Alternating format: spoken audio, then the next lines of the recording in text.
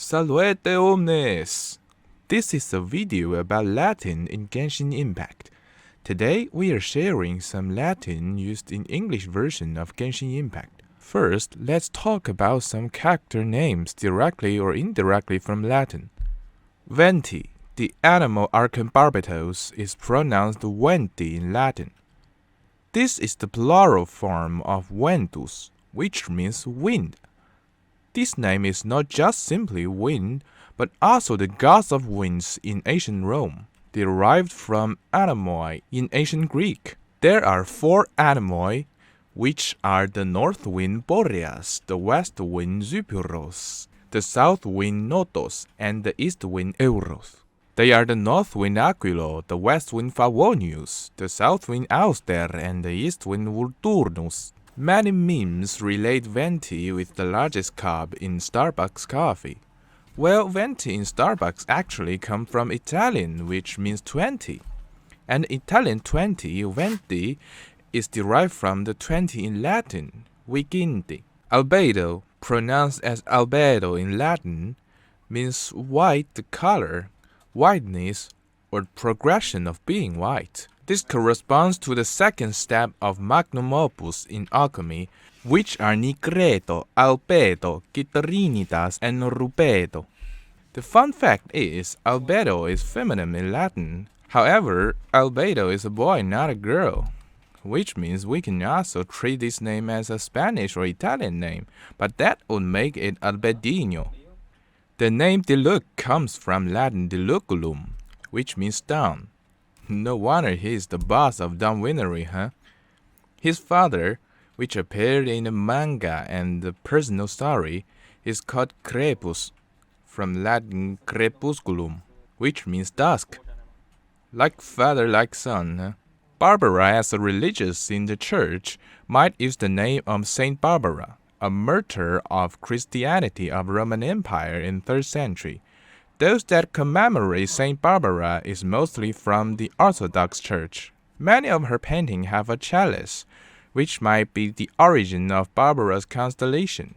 Rosaria, a name that sounds Italian, also finds its source in Latin, which means rose bundle, rose ring, rose garden, or related stuff.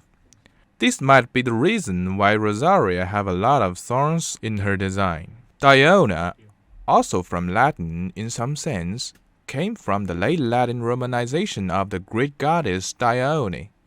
Dione is often related to water, implying Diona's home Springville or her job as a bartender. From this perspective, Diona may also come from Dionysus, the god of wine. Latin also appears in texts of character descriptions. For example, the 6th stella fortuna of Razor is Lupus fulguris.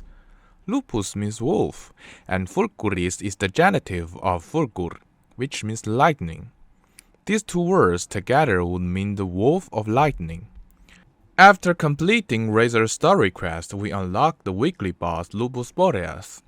I just said Lupus means wolf, and Boreas is the north wind in Greek for anemoi. Here, Lupus and Boreas are both nominative, which might be a usage of apposition. Since the word Boreas itself refers to the wolf boss, this name might translate into the wolf Boreas. There are many Latin expressions related to this old gentleman Zhengjc. The one you might immediately come up with might be the Rex Lapis. However, this combination is quite weird. Both of them are nominative. As said before, 2 nominatives only appears in apposition, like Imperator Caesar, the Emperor Caesar. This would be the case only if the word lapis is another title of Zhengjc. Rex means king, and lapis means rock. Rex lapis would mean the king rock. To say the king of rock in Latin, Rex lapidis should be used instead. Like Zhengjc's elemental skill, Dominus Lapidis. Here, lapis is declined into its genitive form lapidis, which means of the rock. Dominus means master or lord. Thus, the name of this skill would mean the lord of rock. Another expression of Zhongli is his title, Vago Mundo. Vago here is a verb in first-person singular active indicative, and it can be translated into I wonder. Mundo is the ablative case of the noun mundus, which means world. This phrase means I wander in the world. Rex Incognito is both the name of a book and the theme of Zhongli's character demo.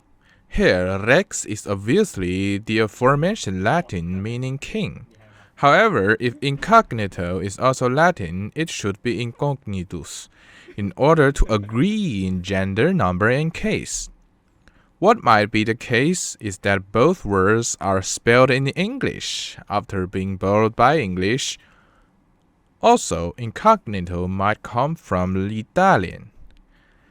Then, Rex Incognito should mean the unknown king if we treat them as modern English words. There are also some Latin about Xiao. First is his action name malatus. This word would be an adjective or a noun in Latin, meaning the thing that have wings. We can't mention Xiao without talking about adapti. Its singular form is adaptus, so it should be a Latin word. Adaptus is a past participle or adjective, which means overtaken. As a noun, it means the one who have overtaken, or just adapt. In Zhongli's audio quotes about Xiao, he mentioned remedium tertiorium. Remedium just means remedy or cure, and tertiorum is the genitive plural of tertius. Tertius means the third. It sometimes also refers to the third word or underword. However, the singular form of this word itself is enough to express underword. To express remedy of underword in Latin, it should be remedium tertii. Remedium tertiorum should mean remedy of underwords. How many underwords are there? Maybe it's written like this just to rhyme. In the end of Klee's story quest, Jin allowed Klee to take part in next year's Ludi Harpastum. Ludi is the plural form of ludus, which means game, play. Many recreational holidays in Latin has the word ludi. Harpastum here is a kind of handball. But here's the problem.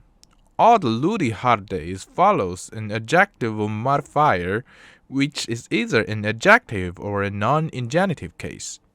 Therefore, harpastum should decline into harpasti, which means that ludi harpasti should be the games of handball. Tartaglia is a fatui harbinger. We won't talk about the Italian name Tartaglia this time. Let's talk about fatui. Its singular form is fatuus, so it should be a Latin word, because if it's Italian, the singular form would be fatuo. Fatus means fool, so fatui would mean the fools. We can consider these guys in mask as jesters. Now let's talk about names of some items and places from Latin. Salterrae means the salt of earth, like the New Testament have following lines. Jesus told his follower, Vos estis salterrae. You are the salt of the earth. More detailed religious meaning is not discussed here. Mare Givari also looks like Latin. Mare is just sea. Givari is the description of buzzing sound in traditional Indian music.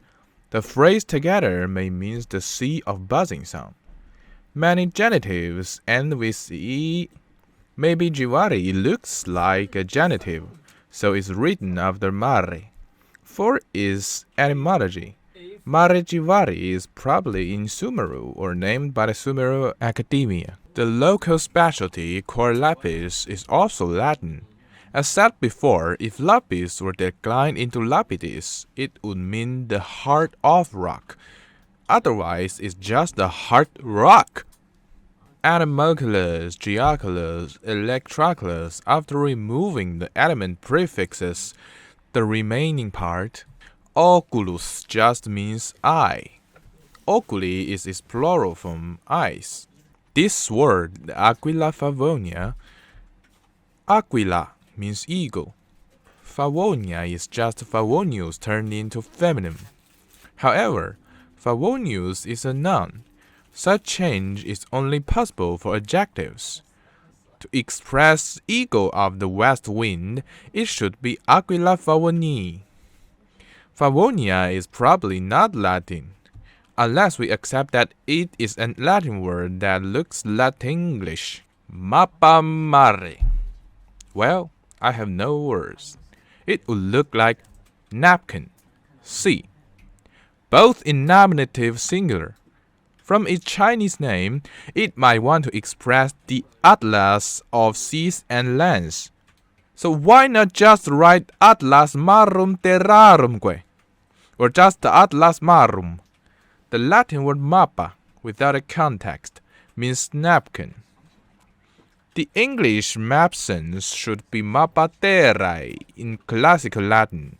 Mappa. How vulgar it is. Finally, about some sentences. Ad astra abysosque. The one we heard the most is ad astra abysosque in Latin.